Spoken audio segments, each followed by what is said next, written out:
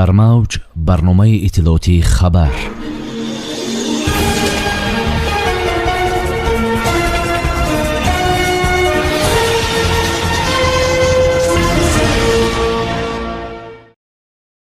раиси шаҳри Душанбе муҳтарам Рустами Эмомалӣ дар ҷаласаи шӯро ва ҷаласаи пленарии 15-уми ассамблеяи парламентии созмони аҳдномаи амнияти дастаҷамъӣ дар Москав иштирок ва суханронӣ карданд. ҷашни меҳргон ва ҳунари сохтану навохтани сози рубоб ба феҳристи ЮНЕСКО дохил нашуданд. таҳдиди ҳабси 2 солаю 10 000 сомонӣ ҷарима, боздошти боз 2 ҷавон бо маводи тарфгарӣ. ҳавои сард ва барфу борон дар қаламрави Тоҷикистон то санаи 9 декабр дар назар аст. раиси маҷлиси миллии маҷлиси олии ҷумҳурии Тоҷикистон, раиси шаҳри Душанбе муҳтарам Рустами Эмомалӣ дар шаҳри Москваи Федератсияи Россия дар ҷаласаи шӯро ва ҷаласаи пленарии 15-уми ассамблеяи парламентии созмони аҳдномаи амнияти дастаҷамъӣ иштирок ва суханронӣ намуданд. дар ин бора Амид Ховар иттилоъ медиҳад. раиси маҷлиси миллии маҷлиси олии ҷумҳурии Тоҷикистон муҳтарам Рустами Эмомалӣ зимни суханронӣ таъкид карданд, ки дар марҳилаи таърихи 30 соли ба имзорасонии аҳдномаи амнияти дастаҷамъӣ ва 20 соли таъсиси созмони аҳдномаи амнияти дастаҷамъӣ ҳамкории давлатҳои аъзои ин созмони байниминтақавӣ дар сатҳи сифатан нави муносибатҳои ҳампаймонӣ роҳандозӣ гардида, таҷрибаи назаррасӣ байни давлатӣ, байни минтақавӣ ва байналмилалӣ ҷиҳати муқовимат ба чолишҳо ва таҳдидҳои муосир ба даст омадааст. дар ин зимн муҳтарам Рустами Эмомалӣ таваҷҷӯҳи аъзои шӯрои ассамблеяи парламентии созмони аҳдномаи амнияти дастаҷамъиро ба ихтилофҳои дар минтақаҳои гуногуни олам ба миён омада, ки барои рушди аксари кишварҳо мушкилот эҷод мекунанд, равона сохта, вобаста ба вазъияти мураккаб дар Афғонистон бори дигар зарурату аҳамияти таҳкими ҳифзи сарҳади давлатии Тоҷикистону Афғонистонро ҳамчун сарҳадоти ҷанубии минтақаи созмони аҳдномаи амнияти дастаҷамъӣ таъкид доштанд. ҳамзамон бо натиҷагирӣ аз давраи раёсати ҷумҳурии Арманистон дар созмони аҳдномаи амнияти дастаҷамъӣ ҷиҳати анҷоми корҳои босамару назарраси он дар давраи раёсат дар созмон изҳори сипос намуда, ҳамчунин ба ҷониби ҷумҳурии Беларус омодагии ҷониби Тоҷикистонро барои мусоидат баҳри татбиқи зарфияти ин кишвар дар давраи раёсат дар созмон иброз доштанд. бо натиҷагирӣ аз кори ҷаласаи шӯро ва ҷаласаи пленарии 15-уми ассамблеяи парламентии созмони аҳдномаи амнияти дастаҷамъӣ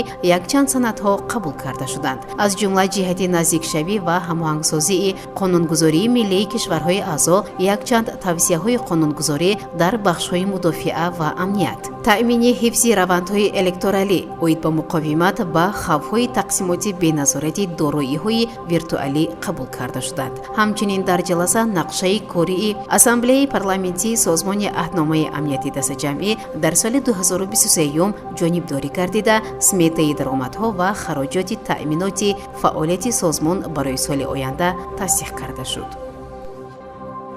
2 парвандаи муштарак ҷашни меҳргон ва ҳунари сохтан ва навохтани сози рубоб, ки аз сӯи Тоҷикистон, Эрон ва Ӯзбекистон дар 17-умин нишасти кумитаи байни давлатҳои постдорӣ аз мероси фарҳангии номалмус пешниҳод шуд, ноком монданд. ин 2 пешниҳод аз сӯи ЮНЕСКО пазируфта нашуданд. Мустафо Пуралӣ, мудири кулли сабту ҳарими осору ҳифзу эҳёи мероси маънавӣ ва табиии Эрон, ки дар нишасти Марокаш ҳузур дошт, таъкид кард, ки ин 2 парванда пешниҳод шуданд.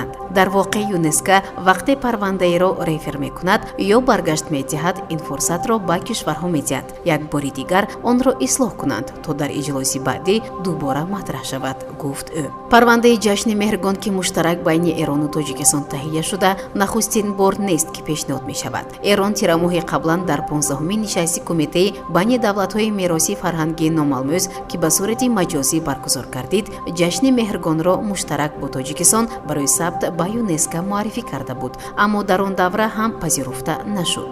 ёдовар мешавем, ки дар 17-умин нишасти кумитаи байни давлатҳои постдорӣ аз мероси фарҳангии номалмӯз дар шаҳри Работи Марокаш 46 унсур барои сабт дар феҳристи муаррифии мероси фарҳангии ЮНЕСКО номзад шуданд, ки аз Эрон низ 6 парвандаи муштарак ё чандмиллиятӣ пешниҳод шуда буд. таъкид шудааст, ки 4 унсури пешниҳод шуда муҳри таъиди ЮНЕСКОро гирифтанд.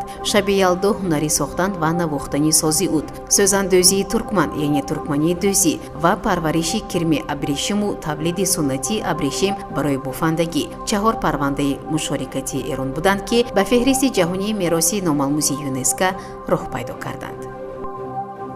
маъмурини милиса 2 нафар навраси 17 сола ва ҷавони 25 сола сокинони шаҳри ҳисоро ҳамчун гумонбар дар муомилоти ғайриқонунии маводи тарфгарӣ дастгир карданд. дар ин бора вазорати корҳои дохилии тоҷикистон бо нашри як иттилоия хабар дода афзуд ки ҳангоми аз назаргузаронии автомошинаи тамғаи Nexia аз дохили багоҷ 50 000 дона маводи тарфгарии тамғаи Trenia дарёфт ва гирифта шуд. таъкид гардидааст ки феълан аз рӯи ин ҳодиса тафтишот идома дорад.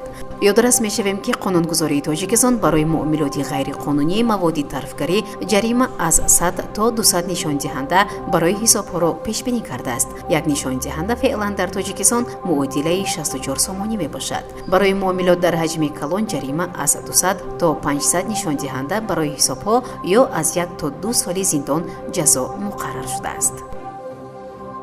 طبق اطلاع агентии обу ҳавошиносии тоҷикистон то санаи 9 декабри соли равон дар қаламрави мамлакат ҳавои сарду боронӣ пешбинӣ шудааст. дар ин рӯзҳо дар водиҳо борон ба барфи тар табдил шуда, дар навоҳии кӯҳӣ ва назди кӯҳӣ барфи шадид меборад. ҳаво дар водиҳо ва ноҳияҳои назди кӯҳӣ рӯзона то 5 дараҷа гарм мешавад.